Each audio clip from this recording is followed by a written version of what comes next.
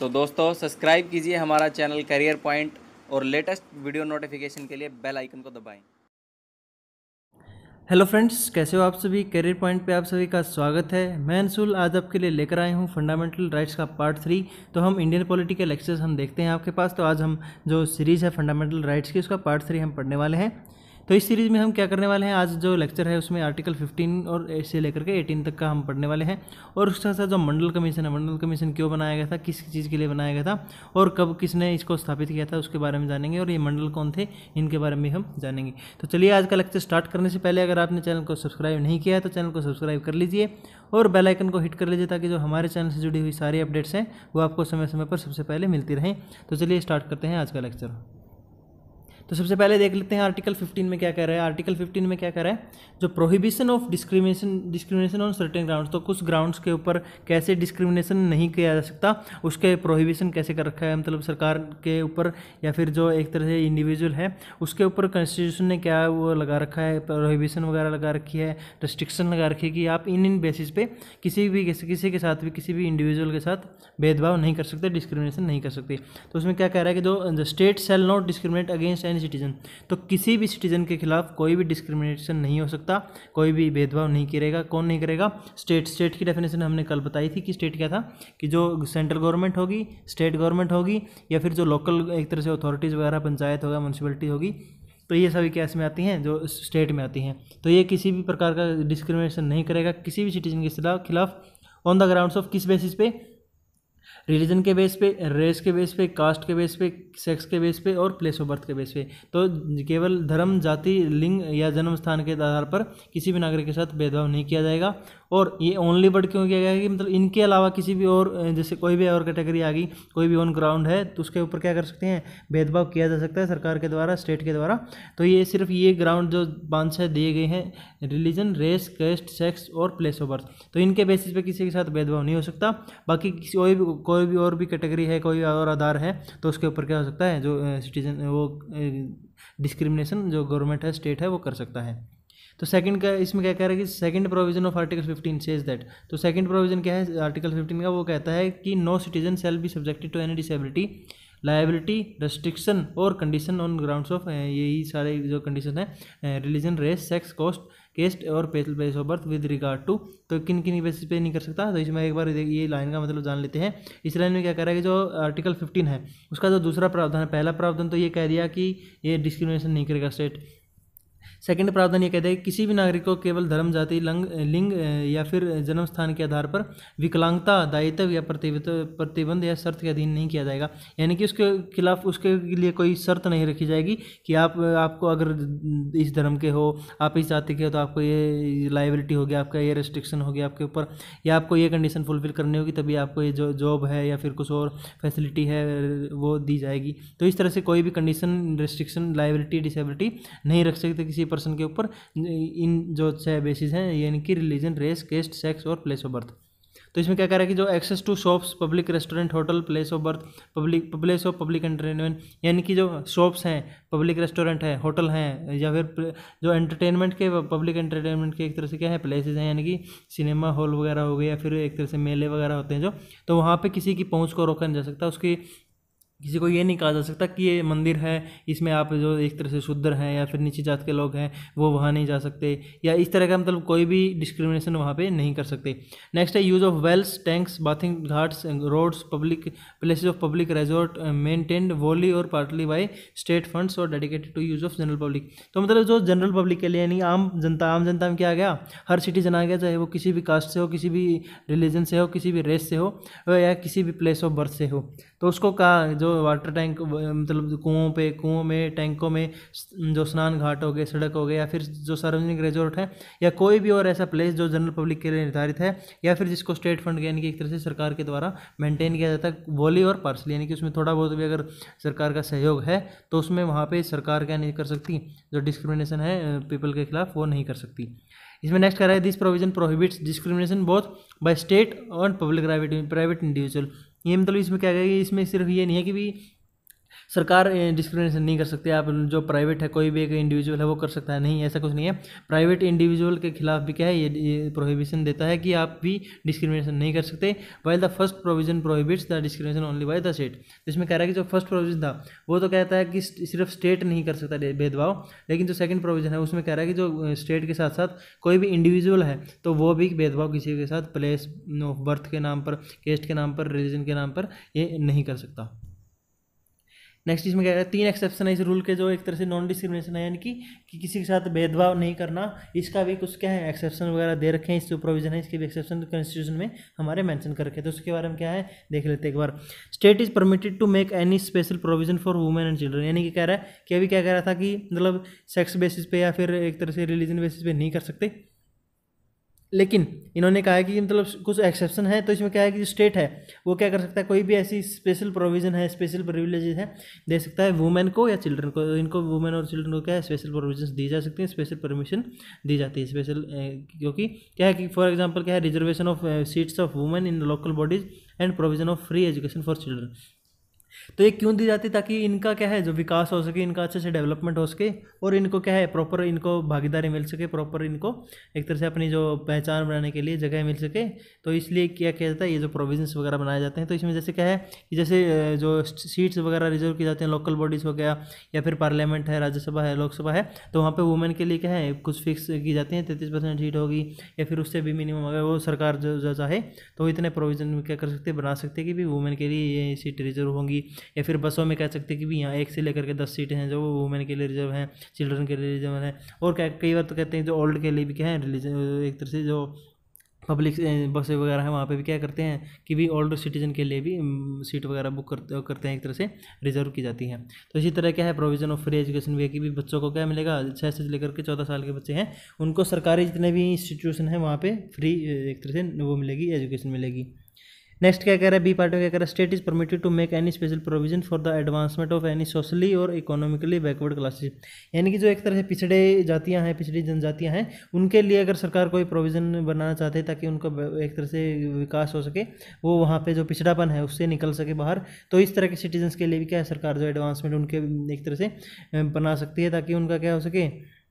उनकी उन्नति हो सके। तो इसलिए क्या है जो सिटीजन शेड्यूल कास्ट हो गए या शेड्यूल ट्राइब्स हो गए तो उनके लिए क्या है सरकार एक तरह से अलग रूल बना सकती है, अलग से रिजर्वेशन उनको दे सकती है। जैसे रिजर्वेशन आपको पता होगा कि फीस कंसेशन हो गया है, फिर रिजर्वेशन हो गया जो पब्लिक इंस्टीट्यूशन है या फिर जॉब्स वगैरह में, उसमें भी आप देखते होगे कि रिजर्वेशन होती है अलग अलग कैटेगरी के शेड्यूल ट्राइब्स की, शेड्यूल कास्ट की, और उसके साथ साथ जो फीस है उनमें फीस में भी उनको छूट दी जाती है, चाहे वो पब्लिक एजुकेशन इंस्टीट्यूशन में हो या पब्लिक एम्प्लॉयमेंट का केस हो, तो वहाँ पर कई बार क्या दी जाती है उनको फीस में भी, और जो एक तरह से रिजर्वेशन है सीट्स में उसमें भी दी जाती है। नेक्स्ट सी प्रोविजन क्या कह रहा है, the state is empowered to make any special provision for the advancement of socially economic backward class of citizen और the for the sole tribes regarding their admission to education. तो ये क्या था कि ये भी तो अभी था सीट वगैरह के बारे में कि सीट फिक्स कर देते हैं और क्या है जो फीस वगैरह में कंसेशन दे देते हैं। लेकिन सेकंड प्रोविजन में कि इसमें थर्ड प्रोविजन में क्या कह रहा है कि इसमें क्या है जो एडमिशन है,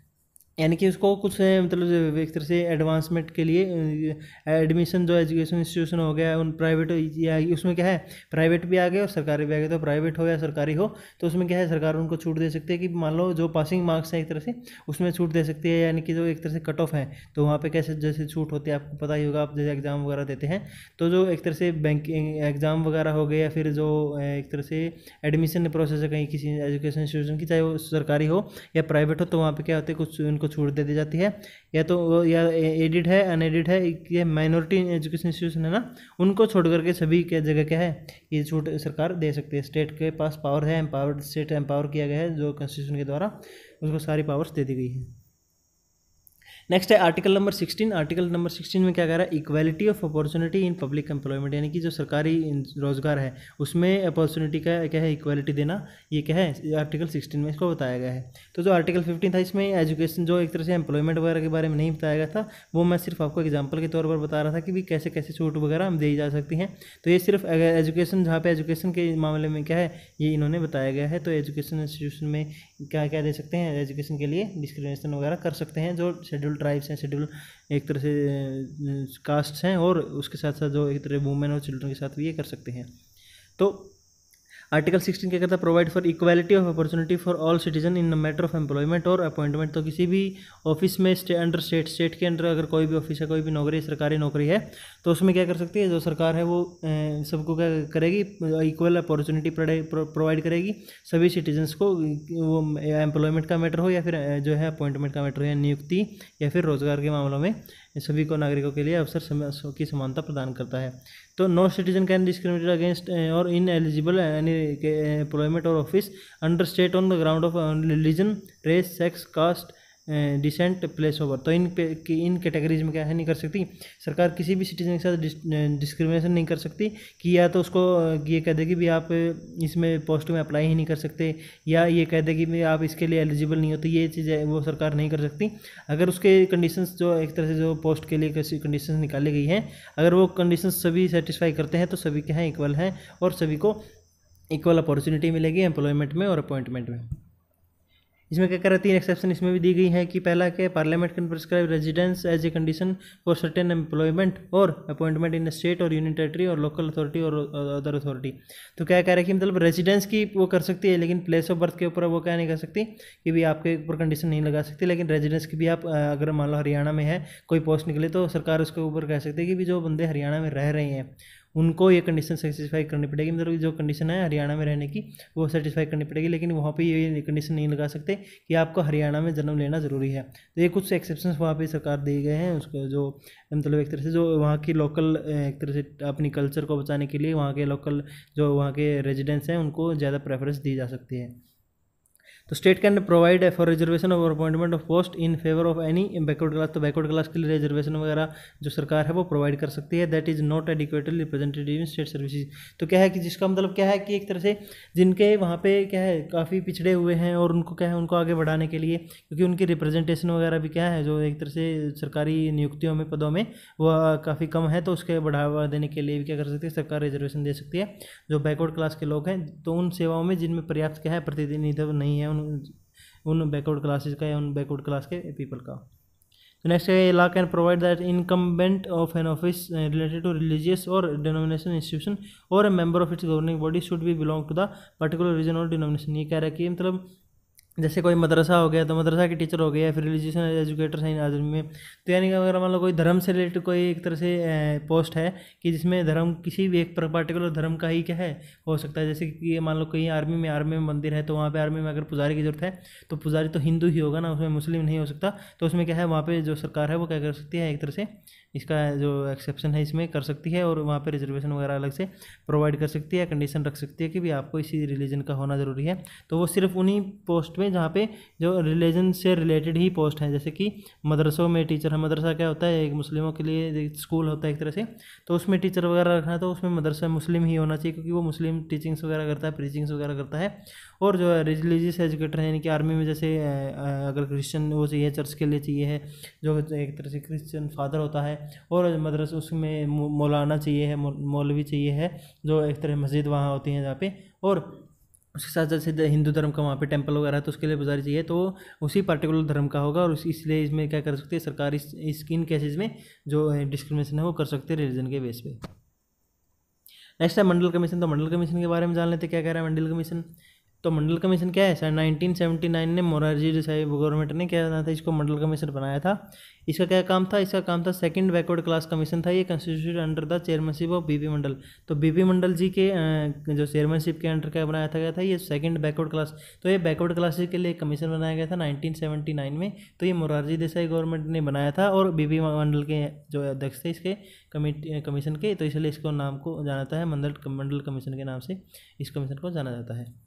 तो 52% component of the population OBC suggested 27% registration. तो इसका कहना ये था कि जो अदर बैकवर्ड क्लासेस हैं उनको उनका जो एक तरह से पॉपुलेशन है उसमें भागीदारी कितनी है 52% है। तो उनको क्या है उनको सजेशन दिया गया कि सरकार को सजेशन दिया उन्होंने मंडल कमीशन ने कि 27% आप रिजर्वेशन रखो जो एक तरह से ओबीसी के लिए। तो क्योंकि 52% के आसपास इनकी रिप्रेजेंटेशन है पूरे पॉपुलेशन में, तो 27% आप क्या रखो कि एक तरह से रिजर्वेशन इनका अलग से रख दो, आरक्षण इनका आरक्षण रखने का सुझाव दिया था। तो 1990 में क्या कहता है जो वीपी सिंह की गवर्नमेंट थी उन्होंने इम्प्लीमेंट किया तो मोरारजी देसाई तो 1979 में उन्होंने क्या किया था, मंडल कमीशन सेटअप कर दिया, लेकिन इनकी जो रिकमेंडेशन वगैरह थी वो तब उनको मानी नहीं गई थी। और बाद में क्या है, जो 1990 की सरकार आई थी वीपी सिंह की, तो उन्होंने इसको जो रिपोर्ट है उसकी जो एक तरह से फाइनली इसको इम्प्लीमेंट किया था, उसके जो सजेशंस वगैरह थे, और 27% रिजर्वेशन दे दिया गया था जो ओबीसी है, अदर बैकवर्ड क्लासेज को। जो बैकवर्ड क्लासेस हैं ओबीसी हैं उनको एक तरह से क्या है जो दे दिया गया था। पहले क्या जाता था कि जो बैकवर्ड क्लास है और शेड्यूल कास्ट शेड्यूल ट्राइब्स को जो एक तरह से दिया जाता था आरक्षण, उसके बाद क्या है जो ओबीसी को भी क्या है वो आरक्षण दे दिया जाता था। तो क्वेश्चन ऑफ क्रीमी लेयर क्या है, क्रीमी लेयर क्या होती है, एक बार देख लेते हैं क्रीमी लेयर की डेफिनेशन क्या है। क्योंकि ये जैसे भी आप ओबीसी का सर्टिफिकेट बनवाते हैं तो उसमें एक आपसे पूछते हैं कि आप क्रीमी लेयर से हो या ना हो, तो उसको आपको मतलब पता होना चाहिए कि क्रीमी लेयर होती क्या है और इसका सवाल कैसे उठा, कैसे क्यों उठा, जो सवाल है। तो centre enacted the central educational institution reservation in admission act 2006। तो 2006 में क्या कहा था, जो एडमिशन के लिए रिजर्वेशन की एक तरह से एक्ट लगाया गया था जिसका नाम था सेंट्रल एजुकेशन इंस्टीट्यूशन रिजर्वेशन इन एडमिशन एक्ट 2006। तो इसमें क्या कहता था, जो 27% का कोटा दिया गया था कैंडिडेट्स को जो ओबीसी क्लासेस से बिलोंग करते थे, यानी कि अदर बैकवर्ड क्लासेस से बिलोंग करते थे, उनको 27% का एक कोटा प्रोवाइड किया गया था। तो उनको in all central higher education institution, जितने भी सेंटर के हायर एजुकेशन इंस्टीट्यूशन है, यानी कि जैसे आईआईटी हो गया, आईआईटी हो गया, आईआईएम्स हो गया, तो जितने भी सेंट्रल जो हायर एजुकेशन इंस्टीट्यूशन है उन सभी में 27% कोटा दिया गया था अदर बैकवर्ड क्लास के जो एक तरह से चिल्ड्रन है कैंडिडेट्स हैं उनको। नेक्स्ट इसमें क्या कहते हैं, जो 2008 है, सुप्रीम कोर्ट ने कहा कि validity of both amendment act and the OBC Kota act, तो इन दोनों के एक्ट क्या कहते हैं वैलिडिटी दे दी थी। सुप्रीम कोर्ट ने कह दिया था कि दोनों जो एक तरह से एक्ट वगैरह बनाए गए हैं वो दोनों वैलिड हैं और इनमें कोई भी कमी नहीं है। But the court directed that central government to exclude the creamy layer among the OBC while implementing the law. तो इन्होंने कहा कि मतलब जो एक तरह से ये लॉ तो ठीक है, ये एक्ट तो ठीक है, दोनों जो अमेंडमेंट एक्ट हो गया और ओबीसी जो कोटा एक्ट है, लेकिन जो सरकार को क्या करना चाहिए, सरकार को करना चाहिए कि जो क्रीमी लेयर के जो एक तरह से व्यक्ति हैं, जो कैंडिडेट्स हैं, जो कि एडवांस सेक्शन यानी कि जो एक तरह अभी पिछड़े नहीं है उसी कैटेगरी में, ये ज़रूरी नहीं है कि मान लो कोई ओबीसी का है, ओबीसी कैटेगरी में मान लो ये जातियाँ लगा दी या फिर ये धर्म, ये एक तरह से ये जातियाँ और ये बता दिए, तो वो सारी जातियों के सारे बंदे क्या होंगे, एक जैसे होंगे, सारे गरीब होंगे, सारे अमीर होंगे। तो ऐसा नहीं है कि कुछ क्या है उनमें से कुछ एडवांस सेक्शन भी होंगे जो एक तरह से काफ़ी एडवांस हो चुके हैं, उन्नत हो चुके हैं, तो उनको क्या है क्रीमी लेयर में रखा जाएगा और उनको क्या है जो कोटा है ओबीसी का वो नहीं दिया जाएगा, तो उनको इससे एक्सक्लूड किया जाएगा ओबीसी जो कोटा है वो लॉ इम्प्लीमेंट करते वक्त। तो the children of the following different categories of people belong to creamy layer among OBC that and thus will not get the quota benefit. तो क्या कह रहा है कि जो कैटेगरी नीचे हम बताने वाले हैं अभी, तो उन कैटेगरी से जो पीपल बिलोंग करता है, जो एक तरह से बिलोंग करते हैं, वो क्रीमी लेयर में आएंगे और उनको क्या है जो ओबीसी के थ्रू कोटा मिलता है 27% का कोटा है, उसमें उनका क्या उनकी भागीदारी नहीं होगी और उनको उससे बाहर रखा जाएगा। तो कौन से हो गए, person holding constitution post like president, तो जैसे कि जो प्रेजिडेंट हो गया, वाइस प्रेजिडेंट हो गया, जज हैं सुप्रीम कोर्ट के, हाई कोर्ट के, या फिर जो चेयरमैन हैं, मेंबर हैं यूपीएससी के, एसपीएससी के यानी स्टेट पीएससी के, यानी एचपीएससी हो गया, यूपीपीएससी हो गया, तो इन स्टेट पब्लिक सर्विस कमीशन के जो मेंबर हैं, चेयरमैन हैं, और उसके साथ साथ जो सीई है, सीईसी है, सीएजी है, और जितने भी मतलब कॉन्स्टिट्यूशन पोस्ट हैं, जो बड़ी बड़ी पोस्ट हैं, उनके जितने भी वो पर्सन जो उन पोस्टों पर लगे हुए हैं, तो उनको इस पोस्टों उन क्या है उन पोस्ट पर नहीं, उनको क्या नहीं मिलेगा, रिजर्वेशन नहीं मिलेगा। और उनके जो चिल्ड्रन हैं, उनके बच्चे हैं, उनको भी क्या है इस जो उनके क्रीमी लेयर में रखा जाएगा और उनको जो ओबीसी का कोटा है वो उनका लाभ नहीं मिलेगा। नेक्स्ट कर रहा है जो ग्रुप ए और या फिर को क्लास A1 भी कहते हैं, ग्रुप बी जिसको क्लास 2 भी कहते हैं, तो उसके ऑफिसर्स हैं ऑल इंडिया के हो गए, सेंट्रल या फिर स्टेट सर्विस के जो भी मतलब ऑफिसर हैं, जो भी क्लास A और क्लास B यानी कि ग्रुप A ग्रुप B के जो मेंबर हैं वो हैं, उनको उनके जो बच्चे हैं उनको भी क्या नहीं मिलेगा, वो कोटा नहीं मिलेगा ओबीसी का। और उसके साथ जो एम्प्लॉई है holding equivalent post in PSUs, banks, insurance organisation और यूनिवर्सिटी, तो जो भी A क्लास के, B क्लास के जो भी एक तरह से एम्प्लॉई हैं पूरे इंडिया में, चाहे वो किसी भी छोटे से छोटे डिपार्टमेंट से लेकर के बड़े से बड़े डिपार्टमेंट में हैं, तो जो क्लास 1 यानी ग्रुप ए या क्लास 2 यानी ग्रुप बी, जो भी PSU हो गए, पब्लिक सेक्टर अंडरटेकिंग हो गए, बैंक हो गए, इंश्योरेंस कंपनी में हो गए, ऑर्गेनाइजेशन में हो गए, तो यूनिवर्सिटी में हो गए, स्टेट सर्विस में हो गए, सेंट्रल या India service, all India service में हो गए, तो जितने भी सरकारी संस्थानों में क्या हैं जो पोस्ट ए और पोस्ट बी, ग्रुप ए और ग्रुप बी के पोस्ट पर लगे हुए हैं, तो उनको और उनके बच्चों को क्या नहीं मिलेगा, जो ओबीसी का कोटा है ओबीसी की क्रीम लेयर में उनको रखा जाएगा, और जो कोटा है ओबीसी का उसका लाभ उसको नहीं मिलेगा, उनका बेनिफिट नहीं मिलेगा। नेक्स्ट कह रहा है person who are in the rank of colonel and above in the army and equivalent post in the navy air force and paramilitary forces. तो जो एक तरह से आर्मी में कर्नल की पोस्ट होती है तो उसके इक्विवेलेंट यानी उसके इक्वल रैंकिंग की जितने भी पोस्ट हैं, पैरामिलिट्री में हो, आर्मी में, एयरफोर्स में हो, नेवी में हो, तो उससे जितने भी ऊपर वाली पोस्टें हैं उनके बच्चों को भी क्या नहीं मिलेगा जो ओबीसी का कोटा है। अगर वो ओबीसी कैटेगरी में आते हैं तो उनको क्रीमी लेयर में रखा जाएगा और उनको जो कोटे का बेनिफिट है, जो ओबीसी कोटा है, उसका बेनिफिट उनको नहीं मिलेगा। नेक्स्ट कह रहा है प्रोफेशनल्स लाइक डॉक्टर हो गए, लायर हो गए, इंजीनियर्स हैं, आर्टिस्ट हैं, ऑथर्स हैं, कंसल्टेंट हैं और सो ऑन। तो इससे जो इस कैटेगरी के जितने भी पीपल हैं, जो डॉक्टर हो गए, वकील हैं, इंजीनियर हैं, कलाकार हैं, लेखक हैं, सलाहकार हैं, तो इस पे क्या है, इन सभी को क्या नहीं रखा जाएगा, इन सभी के बच्चों को भी जो ओबीसी का कोटा है वो नहीं मिल पाएगा, इन सभी को उससे बाहर रखा जाएगा। तो क्रीमी लेयर में उनको भी रखा जाएगा। Persons engage in trade, business और इंडस्ट्री, जो ट्रेड से बिजनेस है या फिर क्या है इंडस्ट्री वगैरह से, जिनका इंडस्ट्री है, इनका खुद का बिजनेस है, जिनका खुद का ट्रेड है, उनके बच्चों को भी जो है कोटा नहीं मिलेगा। People holding agriculture land above a certain limit, तो सरकार सर्टेन लिमिट से ऊपर जिसके पास ज़मीन है या फिर जो वैकेंट लैंड है और बिल्डिंग है इन अर्बन एरिया, तो जो गांव में तो क्या है एग्रीकल्चर लैंड होनी चाहिए, सर्टेन लिमिट दे रखी है उसकी, और वैकेंट लैंड यानी खाली प्लॉट की या बिल्डिंग है किसी के पास अर्बन एरियाज में, तो उसकी लिमिट सरकार तय करेगी कितनी लिमिट रखनी है। जैसे कि लिमिट रख के और उसके ऊपर क्या कर देगी सरकार की भी इतनी लिमिट, अगर आपके पास गाँव में इतनी एग्रीकल्चर लैंड है या फिर शहरों में आपके पास इतनी गज से ज़्यादा प्लाट है या इतनी बिल्डिंग है, तो उससे अगर ऊपर आपके पास ज़मीन वगैरह है तो आपको बच्चे हैं उनको भी क्या नहीं मिलेगा, जो कोटा है ओबीसी लेयर का, ओबीसी का, उसको नहीं मिलेगा और उनको क्रीमी लेयर में रखा जाएगा।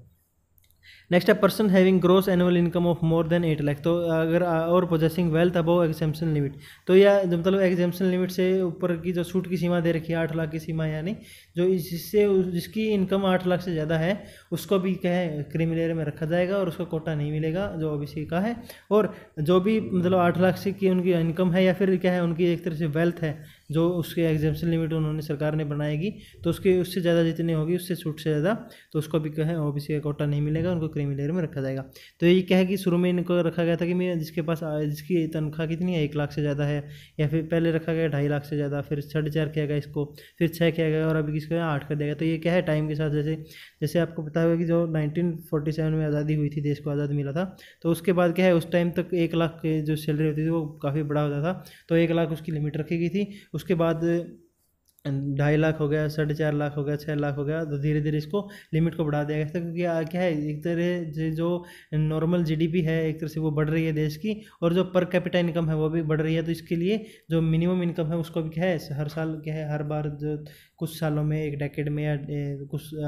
टाइम लिमिट में इसको बढ़ाना पड़ता है लिमिट को। इसीलिए पहले 1 से 2.5 किया गया, फिर 4.5 किया गया, फिर 6 किया गया, और अभी जो लिमिट कर रखी है अभी क्या है जो नॉर्मल लिमिट कर रखी है 8 लाख कर रखी है। जैसा कि आपको वो भी पता होगा कि जो पिछले साल मोदी सरकार ने क्या किया था, जो एक तरह से इकोनॉमिकली बैकवर्ड क्लासेज का एक तरह से क्या किया था ईबीसी का एक कोटा, ईडब्ल्यूएस का इकोनॉमिकली वीकर सेक्शन का एक कोटा अलग से जारी किया था 10% का, तो उसमें भी लिमिट कितनी रखी गई थी 8 लाख की जो लिमिट है वो रखी गई थी, और एग्रीकल्चर लिमिट भी रखी गई थी लैंड की, या फिर अर्बन एरियाज की जो बिल्डिंग वगैरह की वैकेंट लैंड की जो लिमिट है वो भी इसमें बताई गई थी। नेक्स्ट है आर्टिकल 17। आर्टिकल 17 में क्या कह रहा है अबॉलिशन ऑफ अनटचेबिलिटी, यानी कि जो छुआछूत है, जो छुआछूत को ख़त्म करना क्या है, इसमें आर्टिकल में बताया गया कि छुआछूत को कोई इम्प्लीमेंट नहीं करेगा, कोई प्रैक्टिस नहीं करेगा, और उसके प्रोहिबिशन पे उसके ऊपर क्या लगाई है प्रोहिबिशन लगाई है। तो अगर कोई भी छुआछूत का एक तरह से उसको फैलाता हुआ या उसको प्रैक्टिस करता हुआ दिखाई देता है या उसके खिलाफ रजिस्टर होता है केस, तो उसके खिलाफ कानूनी कार्रवाई की जाएगी, तो ये इसमें दिया गया है। तो आर्टिकल 17 क्या करता है अबॉलिश करता है यानी समाप्त करता है अनटचेबिलिटी को, अनटचेबिलिटी यानी असपृष्टता को, यानी कि जो छुआछूत है उसको खत्म करता है, और forbids it's practice in any form, तो किसी भी फॉर्म में किसी भी रूप में इसका अभ्यास को क्या करता है मना किया जाता है, तो ये आर्टिकल 17 में कहा गया है। तो enforcement of any disability arising out of untouchability, तो क्या है कि असपृष्टता से उत्पन्न किसी भी विकलांगता का प्रवर्तन कानून के अनुसार एक दंडनीय अपराध है, यानी कि उसको एक तरह से अनटचेबिलिटी को कोई अगर छुआछूत कोई किसी के साथ करता है, ये इसको प्रैक्टिस करता है, तो क्या होगा उसके साथ एक तरह से कानूनी कार्रवाई की जाएगी और उसके तहत दंडनीय अपराध उसको दिया जाएगा।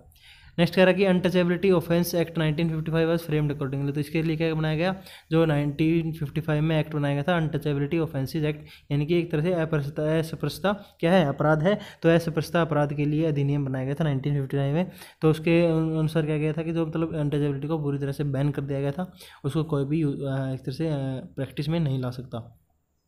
तो उस एक्ट के ने क्या क्या डिक्लेयर किया था, किस किस चीज़ को ऑफेंस बताया था उसने, किस चीज़ के खिलाफ क्या है मतलब कृत्य को अपराध के रूप में रखा था उन्होंने। तो पहला क्या है, preventing any person from entering any place of public worship और फ्रॉम वर्शिपिंग देयरिन, यानी कि कहीं किसी व्यक्ति को सार्वजनिक पूजा किसी भी स्थान पर प्रवेश करने या उसमें पूजा करने से रोकना। यानी किसी को ये कह देना कि भी तू तो मतलब नीची जात से है, तुझको मतलब मंदिर में एंट्री नहीं मिलेगी, मस्जिद में एंट्री में नहीं मिलेगी। तो इस तरह से जो भी मतलब प्लेस ऑफ वर्शिप है वहाँ पे एंट्रिंग करने पे या फिर वहाँ पे अंदर पूजा करने में क्या है, किसी को अगर कोई रोकेगा तो कि उसके खिलाफ कानूनी कार्रवाई की जाएगी, जो अनटचेबिलिटी ऑफेंसेस एक्ट है 1955 उसके अकॉर्डिंग।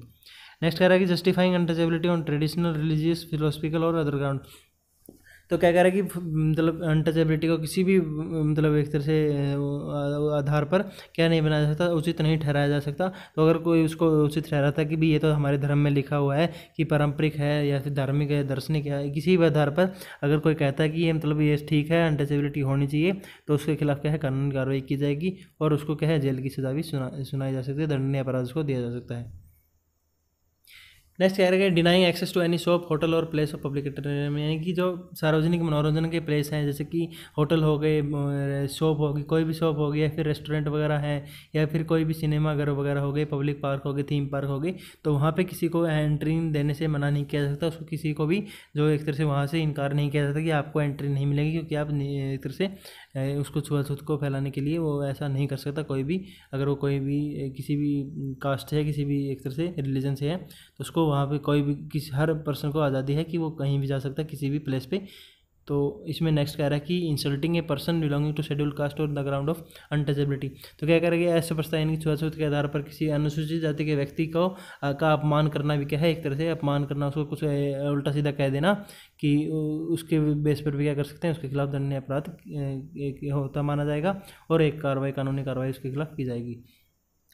नेक्स्ट कह रहा है कि refusing to admit person in hospital, education institution और hostel established for public benefit. तो क्या है कि जो पब्लिक बेनिफिट के लिए यानी कि एक तरह से सार्वजनिक रूप से लोगों के लिए, सभी लोगों के लिए खोल दिए गए हैं, वहाँ पे किसी भी पर्सन को एडमिट करने से यानी कि वहाँ से एंट्री करने से किसी को रोका नहीं जा सकता, चाहे वो हॉस्पिटल हो, एजुकेशन इंस्टीट्यूशन हो या फिर हॉस्टल वगैरह हैं। तो वहाँ पे जो भी एस्टेब्लिश किए गए हैं पब्लिक बेनिफिट के लिए, तो वहाँ पे क्या है किसी को रोका नहीं जा सकता, सभी को है, सभी की एंट्री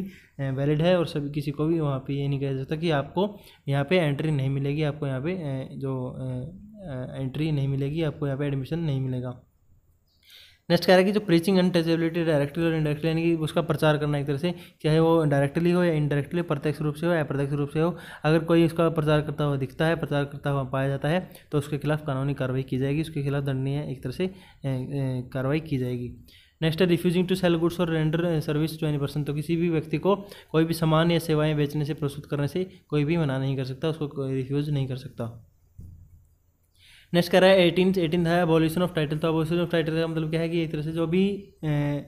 शीर्षक दिए जाते थे, पहले कहता था कि जो लोग थे वो महाराजा, राजा महाराजा थे, वो अपने शीर्षक लगा लेते थे कि महाराजा धीराज या फिर कोई भी अलग टाइटल हो गया, महाराजा के महाराजा, ऐसे इस तरह का मतलब क्या है कि जो भी टाइटल वगैरह रखे थे उनके सभी को अबॉलिश कर दिया गया था। लेकिन इसमें कुछ एक्सेप्शन वगैरह रखे गए हैं। तो जो 18 आर्टिकल है उसमें टाइटल है और जो मेक फॉर प्रोविजन रिगार्ड, तो क्या है जो टाइटल को अबॉलिश करता है और इसके लिए 4 प्रोविजन उसने सरकार ने बनाए गए हैं, जो कॉन्स्टिट्यूशन है उसने 4 प्रोविजन बनाए हैं टाइटल्स को अबॉलिश करने के लिए, शीर्षक हैं उनको समाप्त करने के लिए। तो पहला क्या है, पहला provision, it prohibits the state from conferring any title on anybody whether citizen और फॉरनर। तो क्या है कि जो सरकार है, एक तरह से जो राज्य है, वो किसी भी को भी क्या है कोई भी टाइटल नहीं दे सकता, चाहे वो इंडियन हो या फिर बाहर का सिटीजन हो या इंडिया का सिटीजन हो, तो किसी को भी क्या है नहीं दे सकती, टाइटल सरकार नहीं दे सकती, एक्सेप्ट मिलिट्री और एकेडमिक डिस्टिंक्शन, यानी कि एक तरह से सैन्य या शैक्षणिक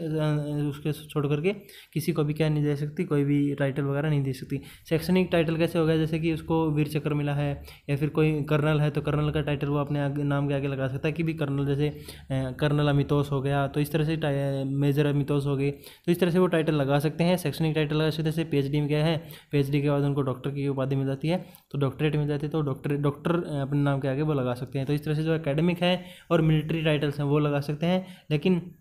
कोई भी और टाइटल, जैसे कोई भी और टाइटल सरकार या फिर कोई भी पर्सन नहीं लगा सकता है, सरकार किसी को टाइटल वो नहीं दे सकती। नेक्स्ट है it prohibit citizen of India from accepting any title from any foreign state. तो क्या है कि इंडिया के सिटीजन को भी प्रोहिबिट किया गया है, उसको भी मना किया गया है कि आप बाहर से किसी भी देश से क्या नहीं ले सकते, फॉरेन स्टेट से कोई भी एक टाइटल वगैरह एक्सेप्ट नहीं कर सकते। जैसा कि जो इंग्लैंड की जो महारानी ने जो हमारे रविंद्र जडेजा जी हैं उनको सर की उपाधि थी, यानी कि एक तरह नाइटहुड की उपाधि दी थी, तो उनके नाम के आगे सर रविंद्र जडेजा भी लगता है, लेकिन इंडिया में वो उस चीज़ को यूज़ नहीं कर सकते, उन्होंने एक्सेप्ट नहीं कर सकते जो टाइटल है। नेक्स्ट है foreigner holding any office of profit और trust under the state can not accept any title from any foreign state और without the consent of president. तो क्या है कि मतलब कोई भी फॉरेनर है तो वो क्या है, अगर मान लो वो इंडिया में किसी भी स्टेट के साथ, किसी भी सरकार के साथ या किसी भी कार्यालय में काम कर रहा है, तो उसको राष्ट्रपति की सहमति के बिना किसी भी और फॉरेन स्टेट से क्या नहीं ले सकता, वो कोई भी टाइटल नहीं एक्सेप्ट कर सकता, चाहे वो इंडिया का है या नहीं है। अगर वो फॉरेनर है लेकिन इंडिया में अगर वो काम कर रहा है तो इंडिया की स्टेट की, उसकी प्रेसिडेंट की उसको परमिशन लेनी पड़ेगी अगर कोई भी उसको टाइटल एक्सेप्ट करना है किसी भी फॉरेन स्टेट से।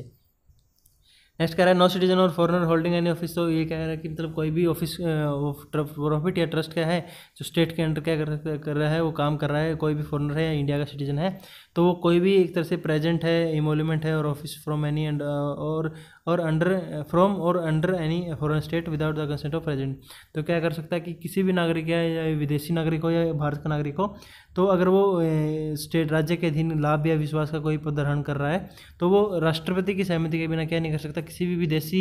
राज्य से या फिर किसी मतलब क्या नहीं कर सकता, ना तो कोई गिफ्ट वगैरह ले सकता है या परित्याग कर सकता, कार्यालय का स्वीकार नहीं करेगा। तो किसी भी वर्तमान हो गया, परित्याग हो गया, इस तरह से क्या है जो गिफ्ट है प्रेजेंट नहीं कर सकता, या फिर कोई भी टाइटल वगैरह जो दूसरे मतलब ये नहीं है कि भी इंडिया में पोस्ट पे काम कर रहा है तो वो किसी दूसरे देश के भी स्टेट की किसी पोस्ट पे ऑफिस पे क्या करेगा, काम करेगा, वो ऐसा नहीं कर सकता। तो नेक्स्ट क्या कह रहा है, नेक्स्ट इसमें कह रहा है इन 1996 सुप्रीम कोर्ट जो ने कहा था, क्या कहा था, जो in Balaji Raghavan versus Union of India जो केस चला था 1996 में, Balaji Raghavan versus Union of India, तो उन्होंने कहा था कि जो कॉन्स्टिट्यूशनल वैलिडिटी है नेशनल अवार्ड्स की, तो जो नेशनल अवार्ड्स हैं जैसे कि भारत रत्न हो गया, पद्म विभूषण हो गया, पद्म भूषण हो गया और पद्म श्री हो गया, इनको कॉन्स्टिट्यूशनली संवैधानिक रूप से वैध बताया था और इनकी संवैधानिक वैधता पे को बरकरार रखा था। तो जितने भी जैसे नेशनल अवार्ड हैं, जो हाईएस्ट गारंटी अवार्ड्स हैं, उनको वैलिड बताया गया था, सरकार के द्वारा कॉन्स्टिट्यूशनल बताया गया था। It rule that these awards do not amount the title. तो ये क्या है कि ये कह रहा है कि मतलब सरकार उसने कोर्ट ने कहा कि ये टाइटल्स वगैरह नहीं देते, ये सिर्फ क्या है एक सम्मान है, लोगों के लिए सम्मान है, ना कि इनके ऊपर कोई टाइटल है। ये नहीं है कि भी आप क्या है with the meaning of article 18 that prohibits only hereditary titles of nobility. तो क्या है कि जो आर्टिकल 18 है उसमें कौन से जो सिर्फ कुलीनता के जो वंशानुगत एक तरह से किताब है उनको बंद किया गया है, उनको प्रोहिबिट किया गया है। जैसे कि कोई महाराजा था तो उसको उसका बेटा भी महाराजा का या महाराजाधिराज की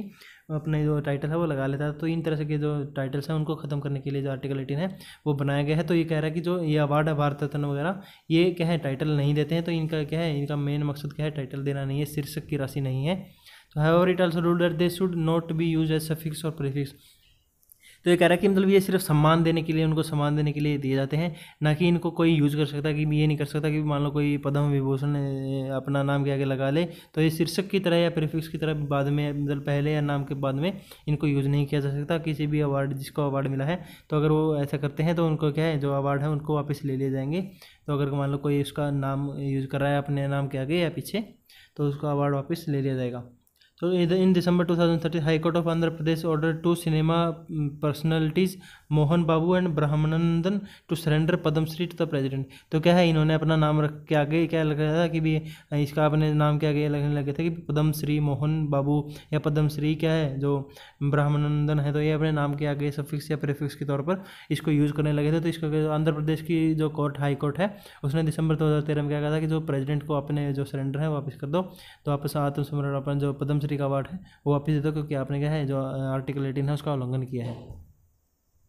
नेशनल अवार्ड्स वर इंस्टीट्यूट इन 1954। तो जो ये नेशनल अवार्ड है पद्मश्री वगैरह, पद्मश्री भारत रत्न वगैरह, ये 1954 में इंस्टीट्यूशन किए गए, एक तरह से जो स्थापित किए गए थे 1954 में। तो जनता party government headed by Morarji Desai is continued them in 1977। तो इनको 1977 में जो जनता पार्टी की गवर्नमेंट आई थी मोरारजी देसाई के मतलब अध्यक्षता में, तो उन्होंने 1977 में इसको एक तरह से ख़त्म कर दिया, बंद कर दिया था। और लेकिन तो दोबारा 1980 में क्या गया था, इंदिरा गांधी के द्वारा इनको स्टार्ट कर दिया गया था, दोबारा से रीस्टार्ट कर दिया गया था। तो अभी एक आपके लिए क्वेश्चन है, आपको क्वेश्चन पर इसका जवाब देना है, आपको सोचना है और कल के लेक्चर में हम देखेंगे कि इसके ऊपर क्या होता है। तो आपको क्या है कि वो are the latest recipient of Bharat Ratna. तो भारत रत्न क्या है, इंडिया का हाईएस्ट गैलेंट्री अवार्ड है। तो आपको बताना है कि अभी जो लेटेस्ट है 2020 में आया हो या 2019 के लास्ट में आया है, क्योंकि भारत रत्न अवार्ड अभी 2019 के लास्ट में अनाउंस किए गए थे। तो वो बताना है कि जो लेटेस्ट रिसिप्टेंट कौन है भारत रत्न अवार्ड के। तो ये आपको कमेंट सेक्शन में हमें कमेंट करके बताना है। चलिए फ्रेंड्स, आज के लेक्चर में इतना ही। कल हम देखेंगे जो अपना फंडामेंटल राइट्स का पार्ट 3 है। पार्ट 3 हमने आज पढ़ लिया, पार्ट 4 हम देखने वाले हैं कल। तो आज के लिए इतना ही। Thank you very much.